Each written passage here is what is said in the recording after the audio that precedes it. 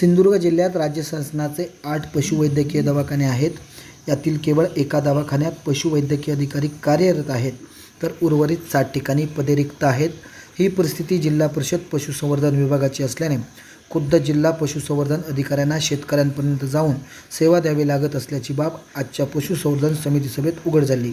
जिल्हा परिषद पशुसंवर्धन व दुग्ध विकास समिती सभा सभापती तथा जिल्हा परिषद उपाध्यक्ष राजेंद्र म्हापसेकर यांच्या अध्यक्षतेखाली संपन्न झाली.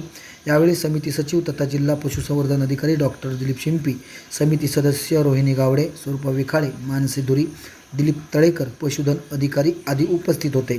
सिंधुदुर्ग जिल्ह्यात 8 ठिकाणी राज्य शासनाचे पशु दवाखाने आहेत. मात्र यातील 7 दवाखान्यांमध्ये डॉक्टर नसल्याने शेतकऱ्यांना सेवा मिळताना अडचण निर्माण होत आहे.